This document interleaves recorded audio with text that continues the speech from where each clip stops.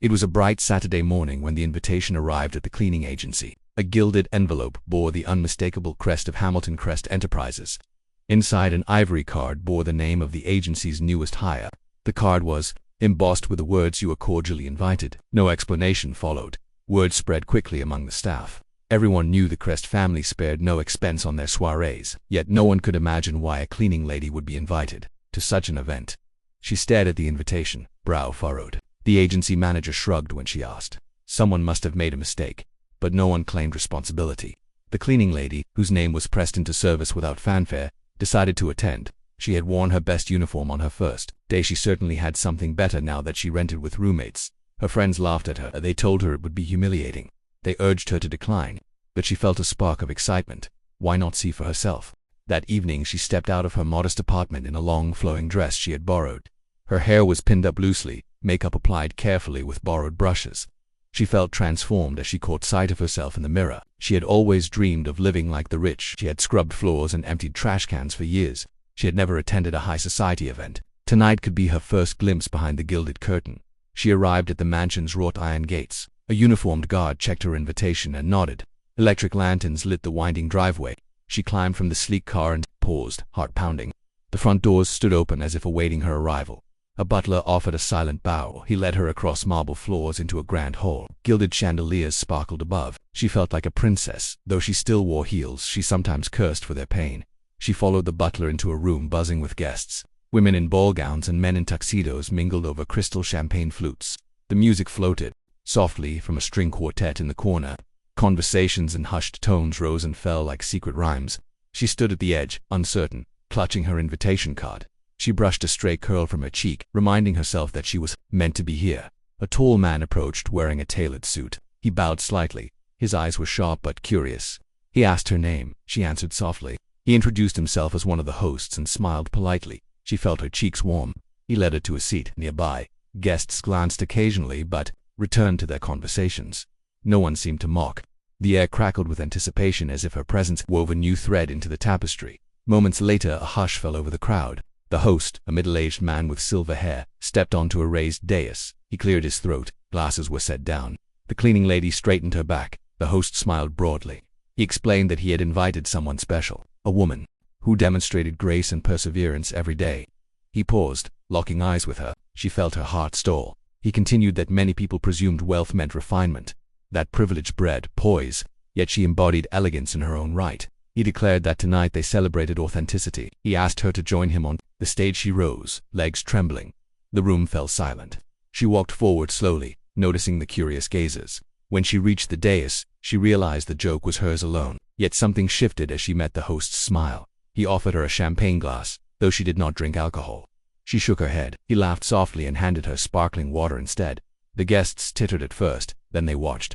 She realized that her presence had become genuine, no longer the target of mockery. The host announced a toast to her strength. Glasses clinked. She raised her glass, voice steady. The moment felt surreal. Tears pricked her eyes as she savored acknowledgement. After the toast, the host invited her to speak. She hesitated. She had never stood before such an audience.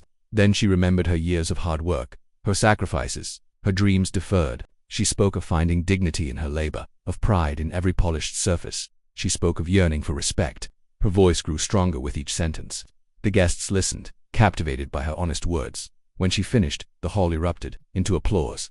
The host led her back to her seat, beaming. The string quartet struck an uplifting chord. She watched as guests approached to congratulate her. Some offered compliments on her grace and intellect. Others asked how they might support her ambitions. She realized she was no longer invisible.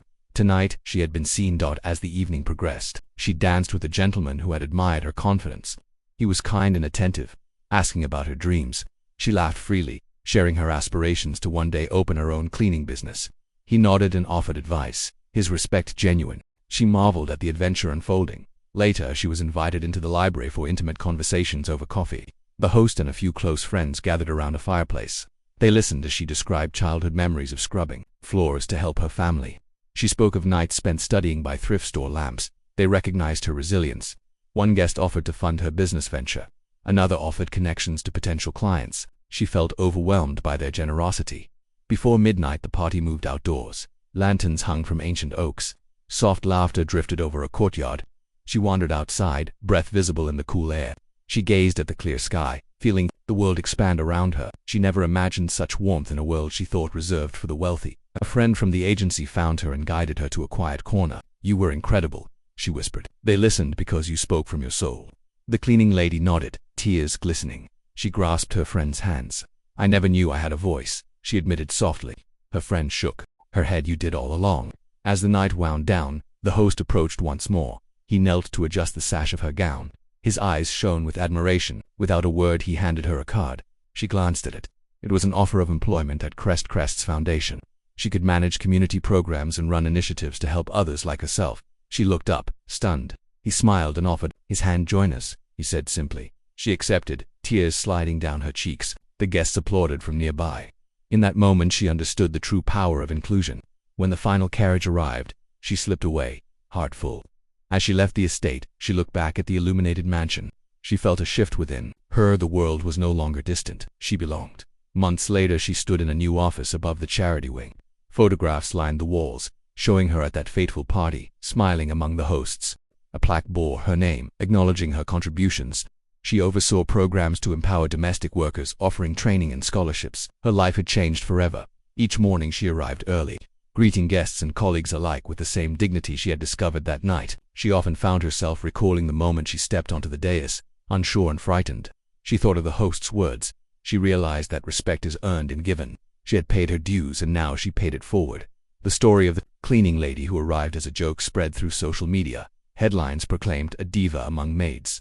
But she did not see herself as a diva. She saw herself as proof that every person deserves opportunity. She used her platform to advocate for fair wages, safe working conditions, and pathways to entrepreneurship. Her speeches were heartfelt and raw. She spoke without hesitation, her voice strong. When invited back to the estate for the following year's gala, she returned as a respected guest. This time no one laughed, they cheered. The host raised a glass to her, and his guests listened intently as she shared her progress. She had launched a training academy, secured funding, and helped dozens find better livelihoods. Applause thundered through the hall. As the party wound down, she slipped outside to the garden, where the moonlight danced on rose petals. She breathed in the fragrant air, remembering the invitation that had changed her life. No trick had been played that night. Instead, a test had been set. She had risen to the moment and claimed her worth. The night air felt like freedom. She whispered a quiet thank you to the stars and to the host who saw her potential. For she had learned that sometimes the greatest surprises are those that uncover hidden truths. And she, once a humble cleaning lady, had become a beacon of hope and change for all who labored unseen.